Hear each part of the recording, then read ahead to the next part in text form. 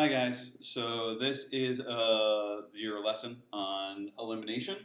So by the end of this video, you'll be solving systems of equations using elimination, setting up and solving equations based on real life situations, and then using those solutions to explain what is going on.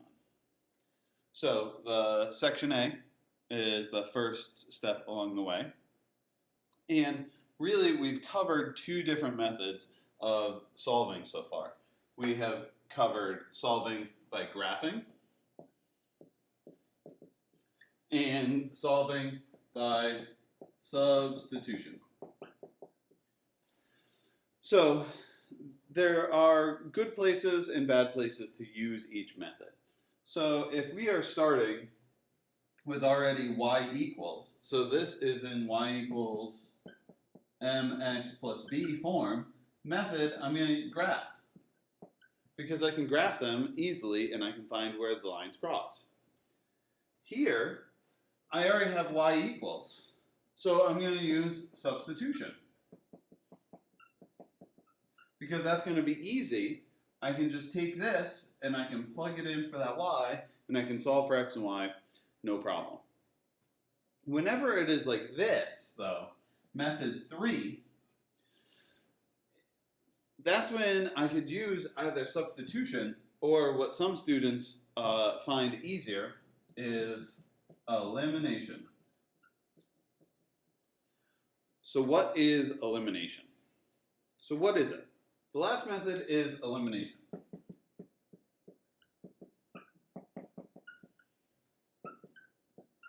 Getting rid of a variable.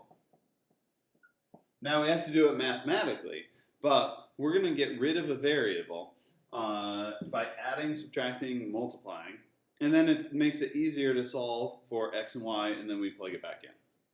So the first examples, okay, follow this 5-step process. Okay, so we eliminate a variable by adding or subtracting. By adding or subtracting the two equations together. So we have to eliminate whichever variable is the easiest. Okay, by easiest I mean same sign, same number on the x or the y, or opposite signs but that same number on the x or the y. Then you combine the equations. By combining, I mean add or subtract. When you do that, and you have the same numbers, then you just are left with one variable that you can solve for. Then you can take it, plug your answer back in, and write it as an ordered pair, and then you always check your work. So, in here, for example 1, what variable will be eliminated? Well, you notice that 4x and 3x are different numbers, but the positive 2y and the negative 2y, they're the same number but opposite signs. So which one will be eliminated? The y. Now how am I going to eliminate it? By eliminating, I mean this positive 2 and this negative 2, if I add them together, they're going to cancel out. So I'm going to add. So when I add them together, I add everything. Now I'm not changing anything. These are still my starting equations. But 4x plus 3x, 7x, this positive 2y, this negative 2y, they cancel, and I get 21. So then when I divide by 7, my x is 3. Just like substitution, once I get one variable, I take this and I can plug it into either one of those equations. In this case, since this one has a minus sign in here, I'm going to choose the one that has all positive values, just because it's going to make it a little bit easier. So 4 times 3 plus 2y equals 10. 12 plus 2y equals 10. And subtract that 12. 2y equals negative 2. Divide, y is negative 1. Now I write it as an ordered pair. 3 comma, -1. I can then check my work by saying, okay, 3 times 3 minus 2 times -1 should be 11. 3 times 3 is 9, plus 2, that is 11. That's a check. I would do the same thing for the top equation. 4 times 3 plus 2 times -1 should be 10. 12 minus 2 equals 10. That's a check. I've checked my work. It works for both equations. Now, let's look at example 2. You'll notice example 2, the y's have different numbers, but the x's both have 2x. So to cancel this out, what I'm going to do is I'm going to cancel out my x by subtracting. And when I subtract everything. So 2x minus 2x, it cancels out. -5y minus 3y is -8y. And then 7 minus -1, well, that becomes a plus, so that's 8. So then I divide by -8. Y is -1. Once I get y, I then take that, and I'm going to plug it in to my second equation here, because originally all those numbers were positive. So 2x plus 3 times -1 equals -1. 2x minus 3 equals -1. 2x equals 2. X equals 1. That is my solution.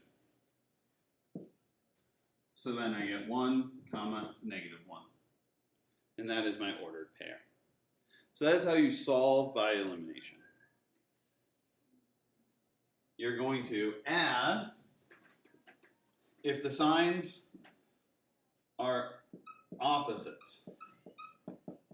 You're going to subtract if the signs are the same. So if they're opposite signs, you can add them and they're going to immediately cancel. If you're going to subtract if the signs are the same, but they're the same number.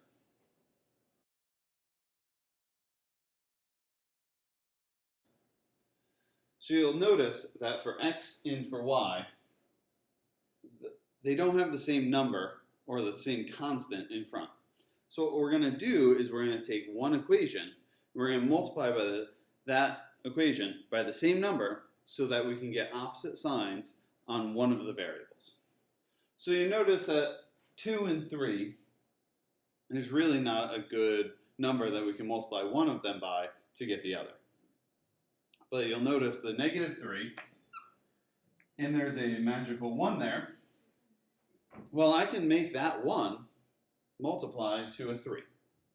So what I'm going to do is I'm going to take this whole bottom equation and I'm going to multiply that by 3. And when I say the whole thing, I mean multiply every individual thing. So I didn't change anything about this top equation. So I'm going to be left with 2x minus 3y equals 7. When I multiply by 3 here, it becomes 9x plus 3y equals 48. You notice I multiplied everything by that 3. Now I'm back to that first section A where I have a -3 here and I have a +3 here. So what I can do is I can add them together. So I get 11x, these are going to cancel, equals 55. Now, when I get that, now I divide by 11, I get x is 5. When I'm done with this, I have to take it and I'm going to plug it into one of my original equations. In this case, I'm going to choose this bottom one because all those numbers are positive. So 3 times 5 plus y equals 16. 15 plus y equals 16. subtract the 15, I got y is 1. So my final point is 5, 1. And that is where they will cross.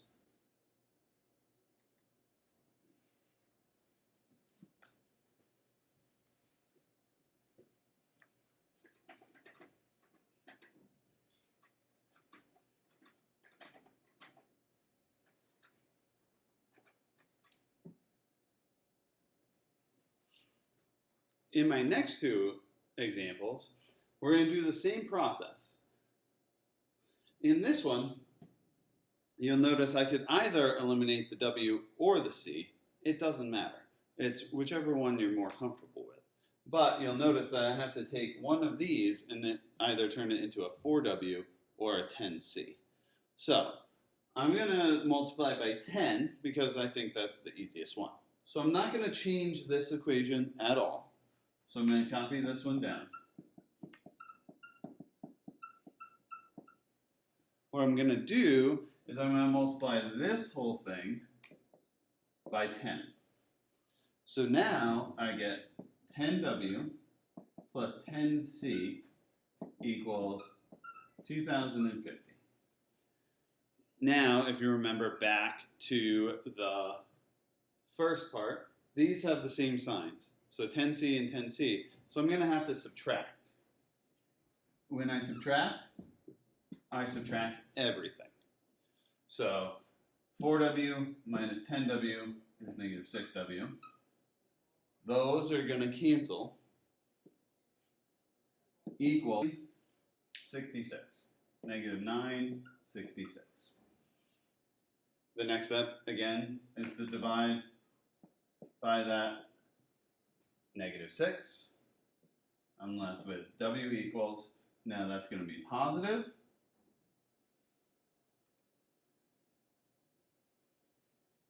$161. So now all I'm going to do is I'm going to take this answer and plug it into that nice easy one, the W plus C. So I'm left with 161 plus C equals 205. Subtract my 161 from both sides. I get C equals 44. And that is my answer. So if you want to write it as an ordered pair, and I'm done. For this one, you'll notice the 3 and the 5, I have positive 4 and a negative 2. So here I was multiplying by this constant in front that I want. But really what you're looking for is, how can I make this negative 2 a 4? Well, I would multiply this whole equation by 2. I'm going to keep this one the same. 3x plus 4y equals negative 10. And then I'm going to multiply this whole thing by 2. I'm going to get 10x minus 4y equals 36. Now I have the same signs, the same numbers, but different signs here. So I'm going to add these equations together. I got 13x, these are going to eliminate, equal 26. So x is going to be 2. Now I take this, and I'll plug it into the top equation. 3 times 2 plus 4y equals negative 10. 6 plus 4y equals negative 10. Subtract the 6. I got negative 16. I divide by the 4. I get negative 4. So my answer to this system is 2 comma negative 4. And that's how I would solve using multiplying by one number and one constant.